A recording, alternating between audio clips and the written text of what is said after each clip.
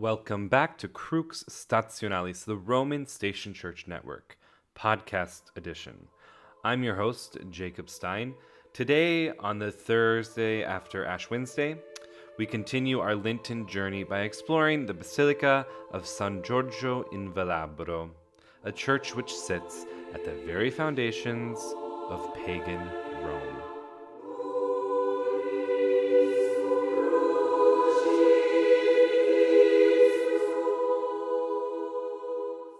So, after a little bit of constructive criticism from my biggest fan, my sister, I'm going to try to make these podcasts a bit more casual, just like when I'm talking on the phone with my sister. But before we get started, just some housekeeping.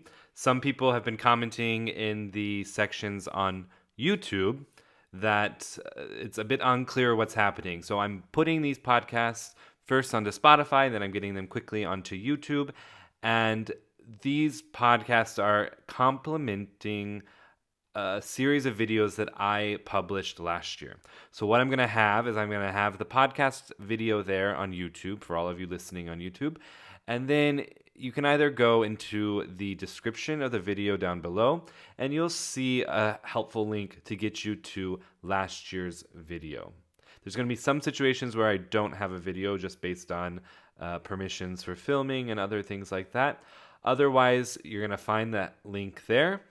And you're going to find the link at the end of this video. There's going to be a screen that pops up. It's going to give you the video for the church that we're talking about. Today, San Giorgio in Velabro. And then it has also some helpful links to a great book that I would recommend of 31 days of meditations on the Passion of Jesus that I have available for you. And I think it links to, I don't know right at the top of my head right now, I think it also links to my blog. So for those of you who are new to Crux Stationalis, or some of you who are coming from Instagram, other platforms, you might not know that I've started all of my work on a blog called passioxp.com, or to make it easier, also romanstationchurch.com. So if you go to romanstationchurch.com and you see the most recent post, there's going to be a field in the post where you can subscribe by email. If you do that, what's going to happen is every single day you're going to get the email on the Roman Station Church. And in that email, you're going to have a lovely little quick read of the Basilica to give you some background. And then you're going to have a link. You're going to have this video, the podcast video from YouTube, and you're going to have the original filmed series of which gives you a sort of walkthrough of the church as I describe what you're looking at. And the greatest feedback that I got once was, I feel like I'm walking through the churches of Rome. So that's exactly how I want you to feel as we're going through these ancient churches in Rome. So let me see if I have any other notes. I think that's it. In case you missed the other two episodes, this is the third episode of our podcast. In the first one, I gave you a little introduction, and then on Ash Wednesday, we traveled to the Basilica of Santa Sabina on the Aventine Hill. I'm actually sitting here with ashes sprinkled on the crown of my head. For those of you who don't know, in Italy, the tradition isn't to actually make the cross on the forehead, but instead to sprinkle ashes atop the head, on the crown of the head. There's a few different reasons for this. First, it's scriptural. You can see this in the Old Testament. In Job, in Daniel, there was a practice of pouring ashes over oneself as a sign of repentance.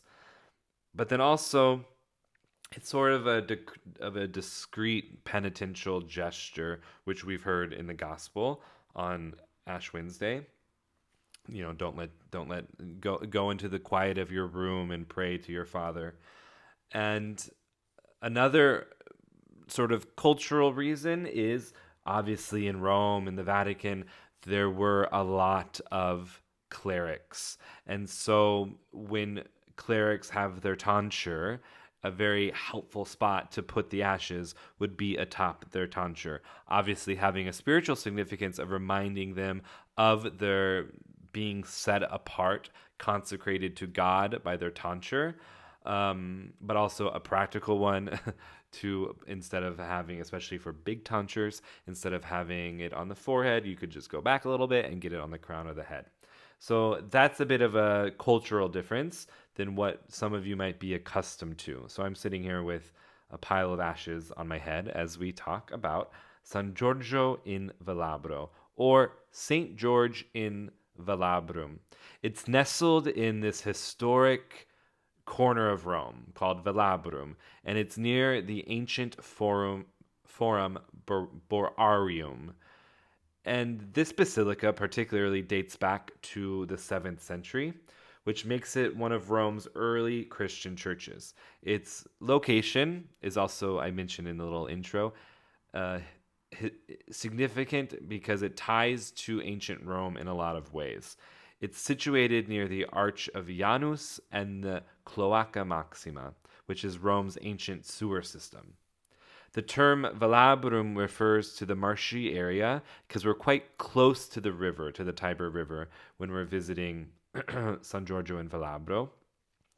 And it sits right between the Tiber River and the Roman Forum. We're situated right between the Capitoline and the Palatine Hills. The Palatine were the palatial home of the emperors. And so we'll hear about this as the liturgical season of Lent goes on. As we visit a more particular church next week that's tied to the emperor in a way, more than this one. The church's architecture reflects its antiquity as well. There's a sort of unassuming brick facade. You don't have a Baroque facade like other churches that you might be familiar with in Rome. And then it leads you to a very serene interior, which is really characterized by the columns. They're sort of randomly arranged, and they're taken from various Roman temples. This would be called spolia, or repurposing the spoils, or spolia, of ancient Rome after the legalization of Christianity and the flourishing of Christianity in Rome and beyond. The portico, the porch of the church, is from the 13th century, and the medieval bell tower really add to this historic charm as we start. Today is really the day when we start the pilgrimage together as a Diocese of Rome, because now in recent decades in Rome, ever since the papacy of Pope St. John the 23rd, we spoke about this yesterday, the Pope has been coming to the station church at Santa Sabina. And there's a procession that happened. I had a beautiful reel on Instagram today. There's a procession that happened they start at Sant'Anselmo and then they process to Santa Sabina. The Dominicans are there, the Benedictines are there because the Church of Santa Sabina is Dominican, the Church of Sant'Anselmo is Benedictine and acts as a collect church to begin this procession of singing the Litany of the Saints and then processing into Santa Sabina. So it calls back to the early centuries of the church. We're going to get through all of this stuff as we go through the series this year, and some of you are familiar with it already who have been following Crux Stationalis for years. And so not everyone can participate in this liturgy. It's ticketed. It's also, there's a lot of clerics there, so the church fills up. So instead, as the sort of Academia Culturum Martyrum, the academy, the Pontifical Academy, which is responsible for the Roman station churches and sort of devotion of Christian martyrs in the city of Rome, we sort of all gather. It kind of starts off the season for us to gather at San Giorgio. And usually a cardinal named Cardinal Ravasi comes to celebrate this liturgy with us. So as I said, San Giorgio is the station church for the first Thursday in Lent. A legend asserts that Pope St. Gregory the Great, we're going to hear his name quite often during the course of this series, because he was responsible for sort of codifying this tradition of the Roman station churches, which further developed after him. And it was a tradition which preceded him as well, as the early Christians would gather at the tomb of the martyrs, because in Rome, as I said yesterday, the tomb of the martyrs, the devotion to the martyrs is emblematic of Roman blood, of Roman devotion, of this of the spirit of the city of Rome. As Tertullian said, the blood of the martyrs became the seed of the church, and it's really felt in Rome. And so Pope Saint Gregory the Great established a diaconia, which is a church institution that cared for poor people. They were set up throughout the city of Rome. And it was on the site of this church in the late 6th century. So prior to the construction of the church in the 7th century, there was a diaconia which existed here. The basilica is dedicated to Saint George, who is a figure venerated across both Eastern and Western Christianity. The historical details about St. George are scarce, but he's believed to have been a Roman soldier who was martyred for his Christian faith during the reign of Emperor Diocletian around the early 4th century.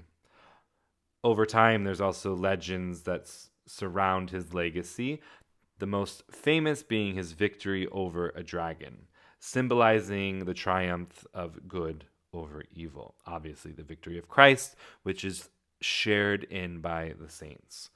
In the Roman martyrology, St. George is honored on April 23rd as a martyr who displayed unwavering faith and courage.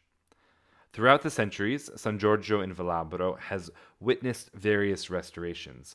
A significant restoration occurred in the 1920s under the guidance of architect Antonio Munoz, aiming to preserve its medieval character. So any sort of Baroque additions, any addition would have been stripped away for this.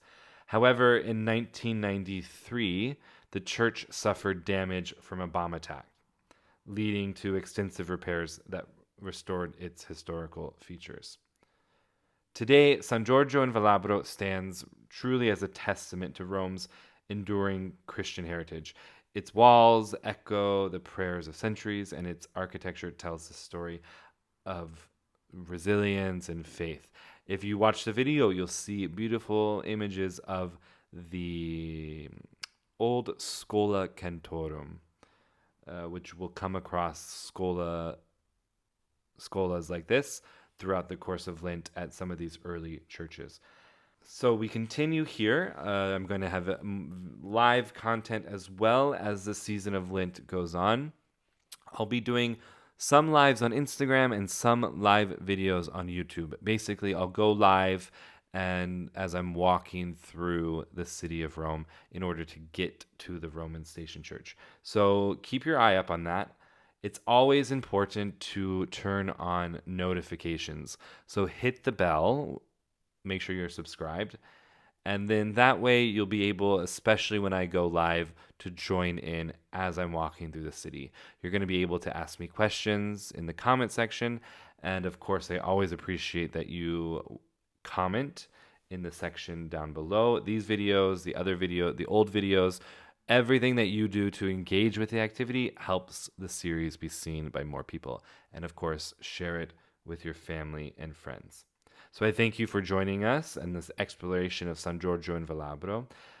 Like I said, to dive deeper, go to romanstationchurch.com. You can subscribe there by your email, and then follow me on Instagram, Facebook, TikTok, and of course, YouTube.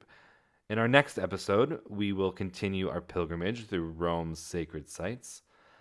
And we're going to be going tomorrow to the Basilica, one of my favorites, Santi Giovanni e Paolo on the Caelian Hill, Saints John and Paul.